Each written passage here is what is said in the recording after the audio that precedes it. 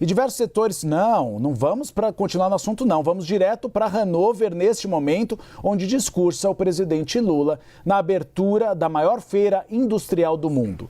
Vamos ouvi-lo e depois a gente volta a falar de escala sistêmica. Senhor primeiro-ministro da República Federal da Alemanha, senhor Friedrich Merz, ministros brasileiros que acompanham essa minha delegação, ministro da delegação alemã, empresários e empresárias alemães, empresárias e empresários brasileiros, cientistas, pesquisadores e minha companheira Janja que me acompanha. Em 2026, o Brasil volta a Hannover como potência verde, inovadora e integrada às cadeias globais de valor.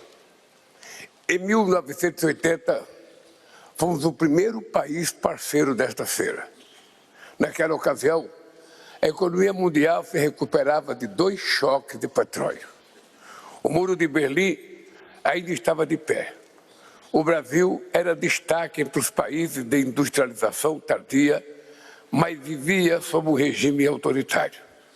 Nesse exato 19 de abril, há 46 anos, enquanto tecnologias brasileiras eram expostas aqui, eu era preso por liderar uma greve no principal polo automobilístico da América Latina. Duramente reprimida, essa greve culminaria naquele 1º de maio, no maior ato de resistência operária à ditadura militar em nosso país. Muito mudou desde então. O Brasil se redemocratizou, a Alemanha se reunificou e o mundo passou por profundas transformações desde o fim da Guerra Fria. A economia brasileira atravessou um processo de desindustrialização e reprimarização. Os dogmas do Estado mínimo fragilizaram nossa capacidade de planejamento e investimento. Foi preciso esperar meus primeiros mandatos para que a indústria e a inovação voltassem a ser uma prioridade do Brasil. Em meados da última década, a recessão gerada pela crise financeira internacional abriu espaço para o avanço de forças antidemocráticas. A extrema-direita atacou as instituições e operou um desmonte de políticas públicas desde 2023. Estamos reconstruindo a capacidade do Estado para impulsionar o crescimento econômico e a inclusão social. Colocamos em marcha um robusto programa de neoindustrialização, tendo como motores a economia verde e a indústria 4.0. O convite para a Feira de Hannover consolida a posição do Brasil como parceiro confiável em um mundo de instabilidade e incerteza. Vivemos um momento crítico na geopolítica global, marcado por grandes paradoxos. Enquanto astronautas sobrevoam a Lua, bombardeios matam de forma indiscriminada civis, mulheres e crianças no Oriente Médio. A inteligência artificial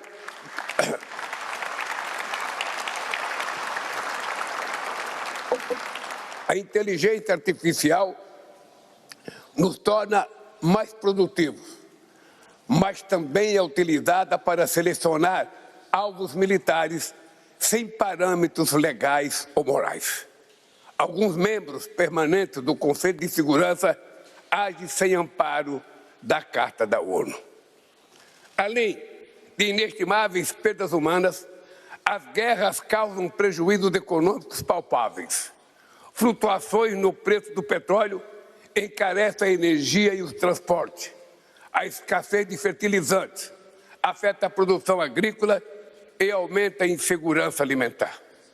São os mais vulneráveis que pagam o preço da inflação dos alimentos.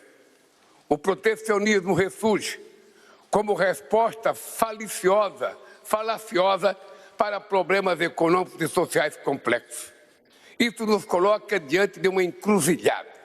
De um lado, a via de fragmentação da cadeia de valor e da competição por recursos. Do outro lado, o caminho da diversificação, das parcerias, da cooperação internacional.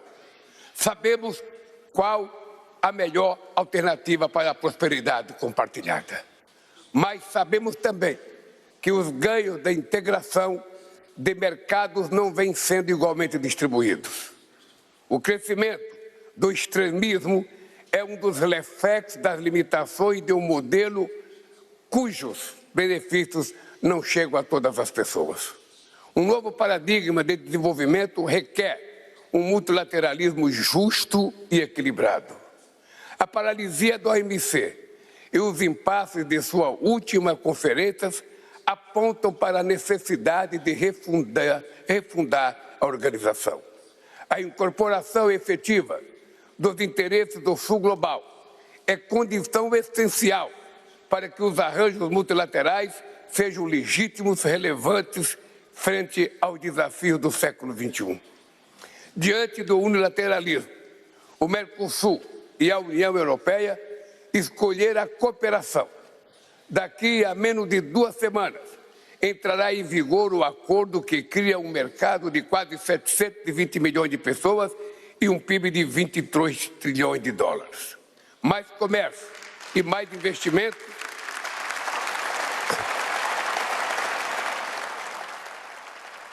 Em instantes a gente vai repercutir essa fala do presidente Lula, mas Pedro Venceslau, o que a gente pode ver é que a atuada desse giro de Lula na Europa tem sido principalmente focada numa tentativa de criticar os conflitos armados, da maneira que eles prejudicam a economia global, atacar o extremismo político e defender a cooperação. E aí ele dá como exemplo o acordo entre União Europeia e Mercosul.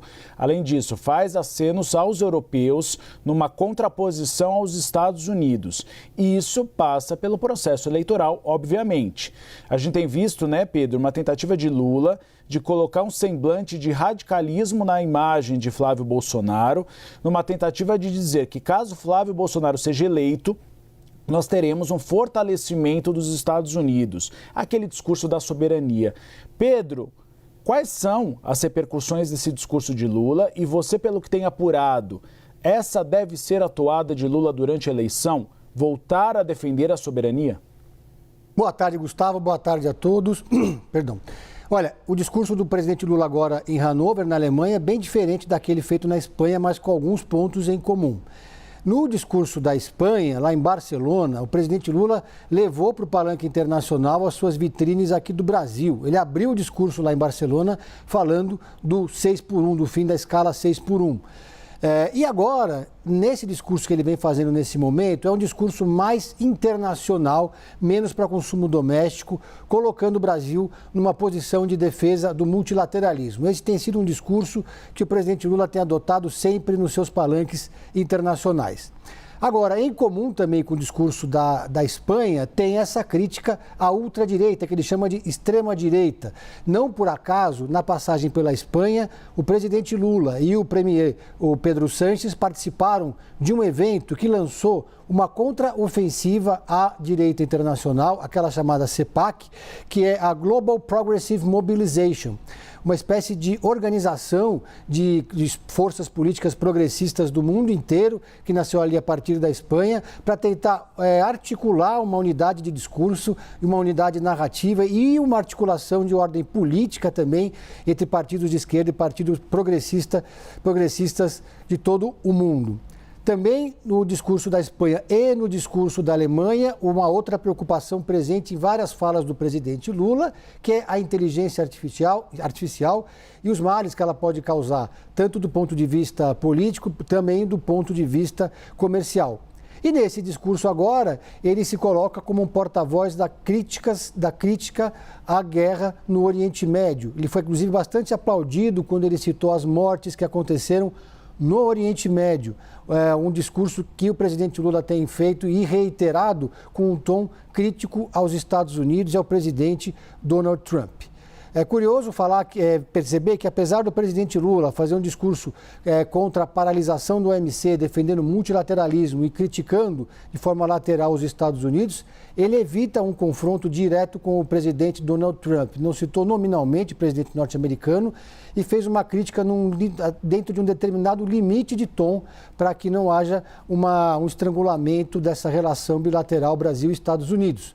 O presidente Lula ainda espera encontrar pessoalmente com Donald Trump nos Estados Unidos, um encontro que deveria ter acontecido em abril, mas que não ocorreu devido justamente à guerra no Oriente Médio. Então, ainda há uma expectativa de reaproximação, por isso o presidente Lula, de certa forma, toma cuidado com as palavras ao criticar os Estados Unidos. Como é uma plateia internacional, ele segura até um determinado tom, mas quando está aqui no Brasil, falando para a plateia dele, política para um discurso com um consumo doméstico brasileiro, às vezes ele sobe um pouco mais o tom em relação ao presidente Donald Trump. No discurso ainda da Espanha, ele falou bastante sobre criminalidade e criticou a terceirização do enfrentamento ao crime, também numa crítica indireta aos Estados Unidos. Toma tanto cuidado, Pedro, que ele está lendo o TP e a gente consegue ver que ele não fugiu do TP em nenhum minuto. Não chegou a olhar para baixo, ou para cima, ou para a plateia. Ele tem ido de um lado direito ao lado esquerdo, lendo o TP, para exatamente mostrar que ele está lendo o discurso, para não sair ali do que foi montado para ele, para que ele não tropece nas palavras e possa fazer alguma ofensa a Trump, como você disse. Esse encontro deve acontecer em junho, essa é a expectativa atual, mas já era março, abril, maio, junho. Vamos ver se realmente vai acontecer. Os dois pontos em que Lula foi muito aplaudido. O primeiro deles, o Pedro bem citou, quando ele falou das mortes no Oriente Médio. E o segundo momento, quando ele critica o unilateralismo contra o multilateralismo. É música para o ouvido dos europeus, porque são dois pontos que são em comum aos alemães. Quando você fala que o discurso dele, né, Pedro, não foi tão político como o da Espanha, é porque na Espanha Pedro Sánchez é socialista, assim como Lula, que é um político de esquerda. Com Friedrich Merz é outra história, ele é de centro-direita. Então talvez ele tenha adequado o discurso conforme o anfitrião do evento.